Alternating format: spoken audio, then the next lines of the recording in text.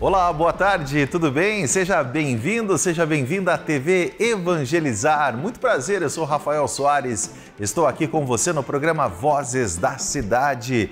Programa que vai ao ar em canal aberto, sempre aqui pela nossa TV Evangelizar, para Maringá e mais de 40 cidades. É sempre muito bom ter esse privilégio de chegar aí até você. E você que nos acompanha também pelo YouTube da TV Evangelizar. TV Evangelizar Oficial, estamos chegando a 2.500.000 inscritos. Sempre recebendo um conteúdo especial através do nosso YouTube.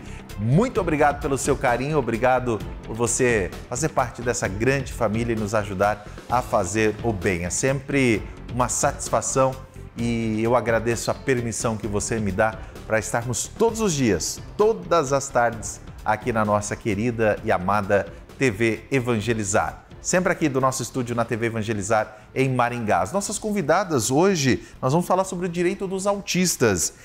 A Carolina Bueno, ela é advogada, especialista em direito previdenciário, atua na área de benefícios previdenciários e assistenciais. E a doutora Fernanda também é advogada, previdencialista, atua nas áreas de serviços previdenciários e assistenciais. Deixa eu receber as advogadas aqui, podem chegar para participar aqui do nosso programa. Carolina, doutora Carolina, Fernanda. E a Fernanda e a Carolina. Isso. Pronto. Pode chegar mais pertinho aqui para a gente conversar. Desde já, sejam muito bem-vindas aqui à nossa programação. Tudo bem, Fernanda? Boa tarde. Boa tarde, Rafael. Boa tarde a todos. É um prazer estar aqui. Obrigada pelo convite. Um tema tão importante, tão necessário aqui para a nossa cidade de Maringá. Então, estamos aqui para contribuir. Tudo bem, Carolina? Seja bem-vinda. Tudo bem, muito obrigada pelo convite. E nós vamos falar hoje desse tema, direito dos autistas. Eu começo perguntando para a doutora Fernanda quais são os principais direitos garantidos às pessoas com autismo pela nossa legislação, pela legislação brasileira. Então, Rafael, o direito do deficiente, ele já é um direito garantido pela Constituição Federal, desde 88. Em 2012, nós tivemos uma grande revolução com a Lei Berenice Piana. A Berenice, ela tinha um filho autista e na busca daquele diagnóstico que até então não se ouvia dizer tanto, ela entendeu o que passava com o filho dela. Então foi criada essa lei com o nome dela, em homenagem a todo o ativismo dela, e ela trouxe o autismo como deficiência, ou seja, todos os direitos que um deficiente tinha na Constituição foram garantidos a partir de 2012 também ao autismo. Esses direitos é direito à saúde, educação, trabalho e assistência social. Perfeito. Então, ter um tratamento digno, e aí cada âmbito desse, da saúde, da educação, tem lá os requisitos, né? Mas o marco dos autistas, da lei pro autista, é em 2012, com a lei Berenice Piana. Nós depois tivemos outras leis que melhoraram, né, esse direito, que ampliaram, e temos muita coisa ainda em discussão, que a tendência é só melhorar. O que precisa é a gente informar a população, a família do autista, o próprio autista, para que ele tenha condições de buscar a garantia que a legislação tem para ele. Por isso que o programa de hoje é muito importante, que nós estamos abrindo esse leque para que você possa entender um pouco mais da legislação e também dos direitos do autista. Carolina, como que é o processo de solicitação de benefícios assistenciais para os autistas? Quais documentos são necessários? Bem, a gente tem que provar inicialmente a deficiência e também a miserabilidade, que é muito importante aí nessa questão. Então, o autista ele tem todo aquele acompanhamento médico, então eles trazem todos os laudos, tanto médico quanto até o próprio laudo escolar também, onde vai falar a respeito de como esse aluno tem se comportado, como que tem sido essa deficiência, porque hoje em dia eles estão entrando ali, como que eu posso te explicar? Eles hoje fazem parte do colégio, a maioria dos autistas vão até um CMEI, até uma escola, né? Sim. E aí ali eles têm que trazer um laudo onde vai dizer qual é o comportamento, qual é o grau de ensino que eles estão tendo, qual a dificuldade que ele está tendo com esse ensino. E aí com esses documentos médicos, da escola, mas a comprovação da miserabilidade, a gente consegue entrar com o pedido do BPC para a família. Direito dos autistas. Gente, nós estamos conversando sobre esse tema. Eu vou rapidinho para uma matéria. Eu já volto à nossa conversa aqui com as advogadas. Presta atenção. Não faz muito tempo, o autismo era considerado uma condição rara, que atingia 1 em cada 2.000 crianças. Hoje, estudos mostram que 1 em cada 100 crianças pode ser diagnosticada com algum grau desse transtorno. Todos os anos, em 2 de abril, é celebrado o Dia Mundial de Conscientização do Autismo. A data surgiu com a intenção de reduzir a discriminação e o preconceito sobre esse transtorno. O autismo é uma condição que prejudica o desenvolvimento da comunicação e a interação social, podendo causar um atraso ou desvio na aprendizagem em diferentes áreas. Geralmente, ele é diagnosticado nos primeiros 3 anos de vida. Ao contrário do que muita gente pensa, autismo não é doença. É necessário também entender que cada autista é único. O grau de comprometimento pode variar muito de pessoa para pessoa. A Organização Mundial da Saúde estima que há 70 milhões de pessoas com autismo em todo o planeta, sendo 2 milhões somente aqui no Brasil. O maior marco legislativo para o autismo no país foi a Lei Federal criada em 2012, que institui a Política Nacional de Proteção dos Direitos da Pessoa com Transtorno do Espectro Autista.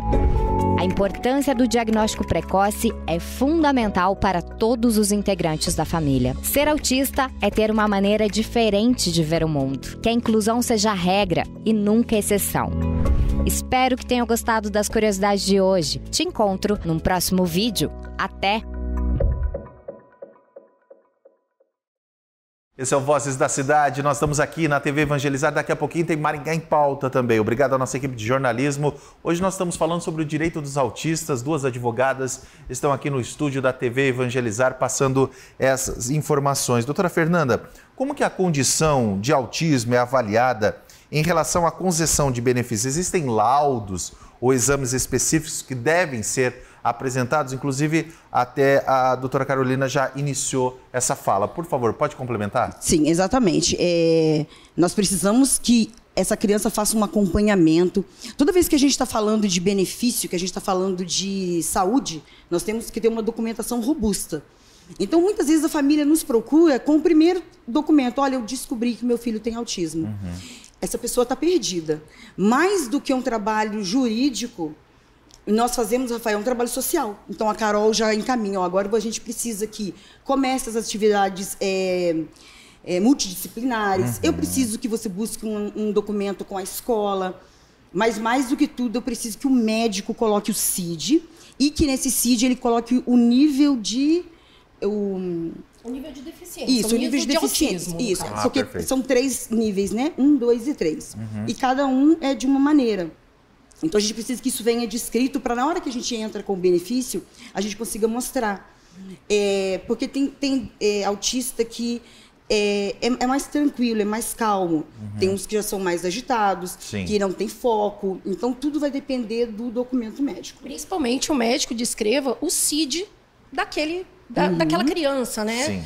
Ele vai colocar ali especificamente o que a gente precisa. Na verdade, nós temos no escritório um laudo onde a gente manda para as mães poderem estarem apresentando para o médico poder colocar o que a gente realmente precisa ali para poder dar entrada no processo. Então, ele vai discriminar o que aquela criança tem, como é o comportamento, se há, né, uma futura recuperação, ou se não, como que vai ser para frente. Então, ele descreve tudo ali através daquele laudo para a gente. Nós precisamos do diagnóstico e do prognóstico. Então, é isso que a Carol disse. Nós entregamos um modelo. Falou, a gente precisa dessas informações.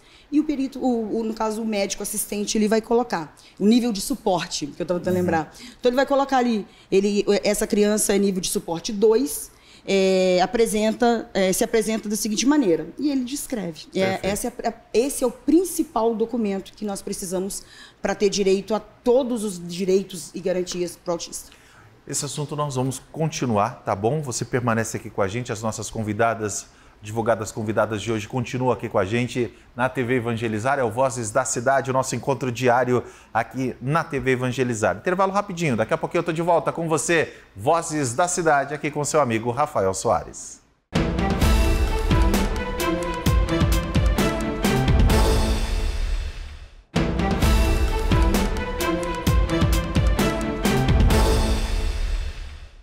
Vozes da Cidade, aqui de volta na sua TV Evangelizar. As nossas convidadas continuam aqui no estúdio da TV Evangelizar. Eu vou trazer uma matéria, daqui a pouquinho a gente continua esse tema interessantíssimo de utilidade pública, direito dos autistas. Mas antes, assista essa matéria.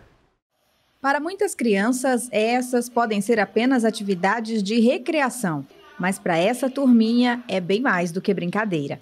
Todos eles têm transtorno do espectro autista e cada movimento, cada exercício realizado aqui tem um impacto significativo para o desenvolvimento de habilidades que até pouco tempo atrás alguns não dominavam.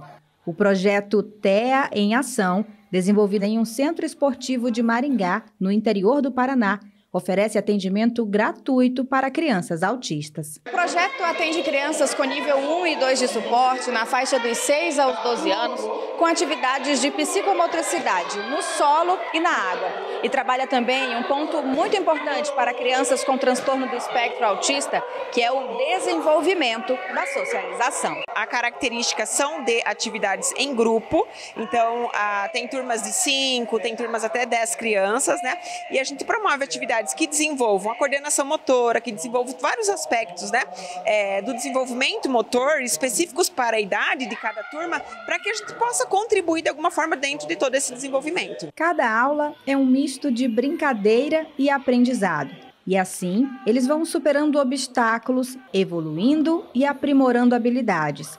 O autismo não tem cura, mas são atividades como essas que ajudam a melhorar a qualidade de vida das crianças e suas famílias. Você gosta de estar aqui com os coleguinhas? Sim, eu gosto de fazer brincadeira. É muito importante, porque o meu, ele tem uma necessidade assim, de se ocupar. Então, assim, é muito bom para o desenvolvimento dele também, para o convívio social, né? Então, assim, é excelente esse projeto.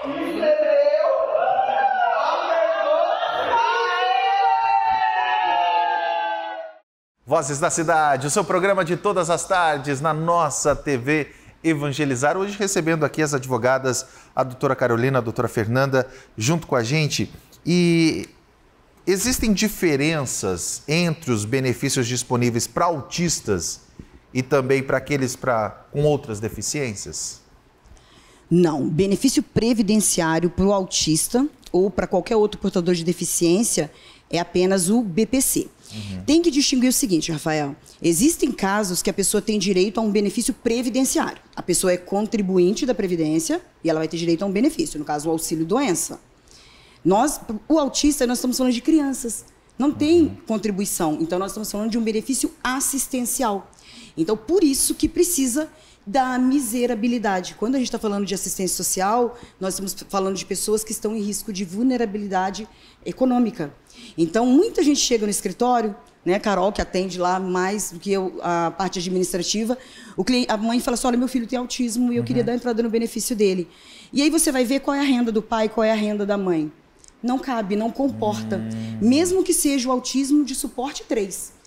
Que aquela mãe não possa trabalhar. Nós pegamos muitas famílias assim, que a mãe ou o pai se dedica exclusivamente aos cuidados daquela criança, mas a renda daquele outro suporta o gasto da família. E nós estamos falando, Rafael, de miserabilidade mesmo. Para ter direito ao BPC, o LOAS, o benefício da assistência social, a renda familiar per capita tem que ser de 1/4 do salário mínimo. Então, eu tenho que ter um salário e 4 pessoas dentro dessa casa. Só nesse caso a gente consegue o benefício na via administrativa. Judicial a gente consegue flexibilizar. Então, às vezes a Carol faz o cálculo, a gente senta, discute. Embora a renda ultrapasse, mas o gasto que aquela família tem também é muito alto. Aí a gente consegue, via judicial, provar e flexibilizar essa renda e conseguir o benefício. O gasto, no caso, principalmente com medicação, com fralda, com alimentação específica, até porque a gente sabe que o autista ele tem aquela seletividade de comida, né? Então, às vezes, o pai gasta para comprar comida que ele, né, a específica para ele, ressalto a fralda, a medicação. Então, nisso a gente consegue abater essa renda também. Mas, no caso, só judicialmente mesmo. Eu queria então que vocês fizessem um resumo dessa nossa conversa. Eu chamo a atenção dos papais, mamães, você que tem filhos autistas, avô, avó, que está aí acompanhando a nossa programação, que vocês pudessem passar essa orientação agora, essa prestação de serviço aqui na nossa TV Evangelizar para as famílias.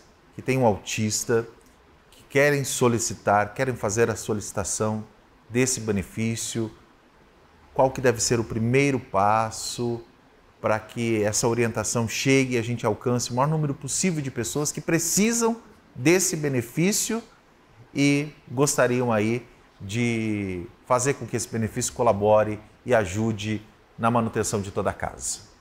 Então, você mãe, você pai que tem um filho autista, que tem uma renda baixa ou que tenha um comprometimento da sua renda com medicação, alimentação, como a Carol disse, no tratamento, nos cuidados do seu filho, primeira coisa que você tem que procurar é o CRAS. Então, você vai no CRAS da sua região, da região do seu bairro, vai fazer o seu cadastramento, vai informar sobre a renda, vai informar o grupo familiar, e aí você vai começar a juntar a documentação médica. O documento médico, onde prova ali o CID de autismo e o grau de suporte referente ao seu filho, a documentação da escola. A escola sempre dá isso automaticamente, não precisa nem pedir, mas é bom a gente ir renovando. Então, a cada 6 meses, a cada 3 meses, solicita lá um relatório pedagógico. Eles vão dar contando tudo sobre o seu filho, da hora que ele entra até a hora que ele sai. E também se ele fizer qualquer outra atividade multidisciplinar. Tem criança que tem que fazer atividade física, tem que fazer natação, tem que fazer N coisas. A gente tem sempre que parar e pensar o seguinte: o CID, ele é fechado. O CID fala autismo. Mas como todos os outros CIDs que existem, tem que ser individualizado. Né? O meu filho com autismo nível 1 não é o mesmo filho da Carol com nível 1. Então, às vezes, a gente consegue um benefício para uma criança nível 2 e nem sempre consegue uma nível 3, sendo que a documentação médica é grande. Então, é um conjunto comprobatório, Rafael. A gente vai analisando item por item.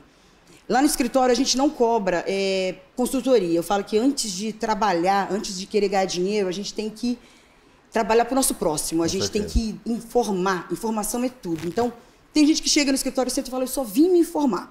E a gente atende igual aquele cliente que fala: eu vim assinar um contrato. E aí a Carol começa: olha, você precisa... E dá o caminho. Você precisa disso, disso, disso e disso. O que nós orientamos, e que não é terrorismo, cuidado com a previdência. A gente está falando de previdência social. A previdência, ela não está lá para dar o benefício. A previdência está lá para falar que você está bom, que você não precisa, e negar o seu benefício. Por isso que tem os advogados previdenciaristas, os escritórios que dão assessoria, porque nós sabemos como tem que ser feito. A gente sabe onde pode pegar. Olha, aqui, se isso aqui for assim, a gente não vai conseguir. Então, nós não vamos criar uma realidade. A gente vai pegar a sua realidade e vai trazer para dentro da legislação da maneira como ela tem que estar redonda. A gente tem que pensar como servidor. Sim. O servidor vai pegar esse processo que você vai entregar lá e vai folhear e vai conceder ou não o benefício. E aí, só que o INSS, ele não dialoga com você. Se está errado ou não, ele vai protocolar. Depois ele te nega. Para isso que tem a via judicial. A via judicial. A gente analisa, a gente organiza e aí sim a gente protocola. Então, começa pelo CRAS, médico e escola, pegando toda a documentação necessária. Perfeito, minha gente. Eu conversei com a doutora Carolina Bueno, com a doutora Fernanda, advogadas especialistas na área previdenciária, e hoje conversando com a gente de forma especial sobre o direito dos autistas. Muito obrigado pela participação. Sejam sempre bem-vindas. Obrigado. Obrigada. Podem permanecer aqui com a gente para finalizarmos juntos o programa. Obrigado a você que está sempre junto comigo aqui na TV Evangelizar. Previsão do tempo para você, para Maringá, algumas cidades aqui da nossa região, você está conferindo aqui na sua televisão. Obrigado pelo carinho. Um grande abraço, minha gente. Até amanhã, se Deus quiser. Tchau, tchau.